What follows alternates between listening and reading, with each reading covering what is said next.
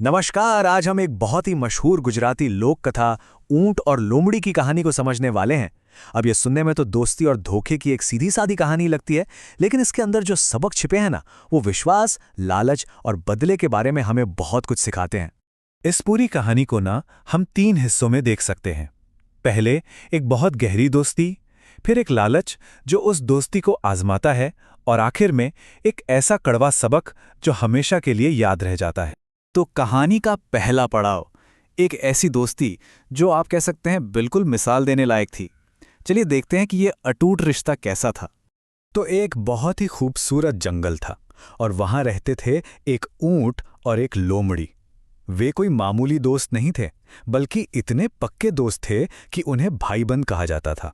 मतलब उनका साथ कभी नहीं छूटता था और पूरे जंगल में उनकी दोस्ती की मिसालें दी जाती थीं। लेकिन कहते हैं ना, हर अच्छी कहानी में एक मोड़ आता है। यहाँ वो मोड़ आया एक लालच के रूप में।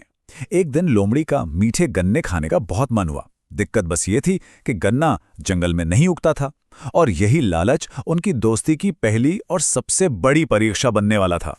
अब गन्ने का खेत था एक नदी के उस पार, और लोमड़ी को तैरना तो आता नहीं था, तो अब क्या करें। यहीं पर ऊंट ने अपनी दोस्ती का फर्ज निभाया। उसने कहा, फिक्र मत कर, तू मेरी पीठ पर बैठ जा। और बस उसने लोमड़ी को अपनी पीठ पर बिठाकर आराम से नदी पार करा दी। ये उनकी टीम वर्क और भरोसे का एक बेहतरीन नमूना था। तो अब आता है कहानी का वो हिस्सा जहां से सब कुछ बदलना शुरू हो जाता है, जहां लालच और स्वार्थ दोस्ती पर हावी होने लगते हैं। ऊंट समझदार था। खेत में पहुंचते ही उसे अंदाजा हो गया कि यहां खतरा है।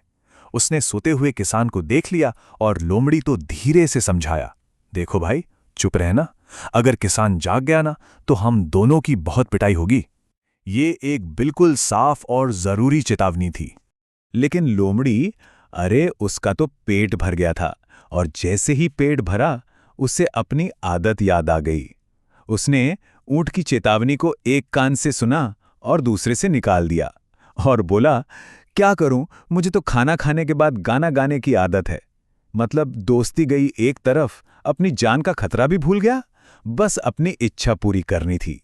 लोमड़ी के इस एक स्वार्थी कदम का नतीजा बहुत ही भयानक निकला, और वो भी फौरन। चलिए देखते हैं कि इस धोखे का क्या अंजाम हुआ। और बस होना क्या था, जैसे ही लोमड़ी ने जोर जोर से गाना शुरू किया, किसान की नींद टूट गई। वो हाथ में मोटा सा डंडा लेकर उनकी तरफ भागा। लोमड़ी तो छूटी और फुर्तीली थी, फट से बाड़ के नीचे से निकलकर भाग गई। लेकिन बेचारा ऊंट, वो अपने बड़े शरीर की वजह से गन्नों में ही फंस गया, और किसान का सारा गुस्सा उसी पर निकल गया। तो देखिए हुआ क्या, कितना बड़ा अन्याय था ये। जो असली गुनहगार था, यानी लोमड़ी, वो तो मजे से झाड़ियों में छिपकर सब देख रही थी। और सजा किसे मिली? ऊंट को, उस बेचारे को जिसने सिर्फ अपनी दोस्ती निभाई थी। अब कहानी का रुख पलटता है। सोचिए ऊंट के दिल पर क्या गुजरी होगी। शरीर पर तो मार पड़ी ही थी, पर उससे ज्यादा गहरा जख्म धोखे का था। तो अब बारी थी बदले की। जब वापस जाने का वक्त आया, ऊंट ने एक शब्द नहीं कहा। उसने चुपचाप लोमड़ी को अपनी पीठ पर बैठने दिया ताकि वो नदी पार कर सके। और जानते हैं, कई बार यही चुप्पी किसी आने वाले तूफान का संकेत होती है। और जैसे ही वो नदी के बीचों बीच पहुंचे, ऊंट ने अपना दांव चलाया।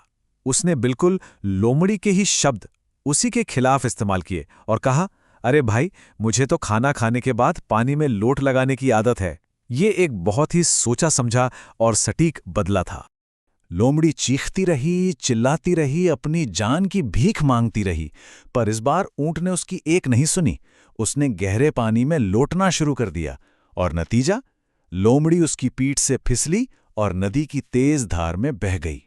तो कहानी यहां खत्म होती है, पर सवाल यह है कि इस कहानी से हमें क्या सीख मिलती है? इसका असली सार क्या है? इस कहानी का सबसे सीधा और साफ सबक तो यही है, जैसी करनी वैसी भरनी। आप जैसा काम करते हैं वैसा ही फल पाते हैं। हर किरदार को अपने किए का नतीजा भुगतना पड़ा। देखें तो हिसाब बिल्कुल बराबर हुआ। लोमड़ी ने स्वार्थ दिखाया, दोस्त को धोखा दिया, और आखिर में नदी में बहकर अपनी जान गंवा दी। वहीं दूसरी तरफ ऊंट को धोखा मिला, सजा मिली, तो उसने भी जैसे को तैसा वाला जवाब दे दिया। लेकिन रुकिए, इस कहानी में सिर्फ एक नहीं बल्कि 2 बड़े सबक छिपे हैं। पहला तो साफ है कि धोखे का नतीजा हमेशा बुरा होता है। लोमड़ी का स्वार्थ ही उसे ले डूबा। लेकिन दूसरा सबक जो शायद ज्यादा जरूरी है वो है लालच का। सोचिए, अगर वो गन्ने के लालच में किसी और के खेत में घुसते ही नहीं तो शायद ये सब होता ही नहीं। और आखिर में ये कहानी हमें एक बहुत बड़े सवाल के साथ छोड़ जाती है। क्या जैसे को तैसा करना हमेशा सही होता है? क्या ऊंट का बदला लेना वाकई में न्याय था, या फिर वो भी अपने आप में एक गलत काम था? ये एक सोचने वाली बात है।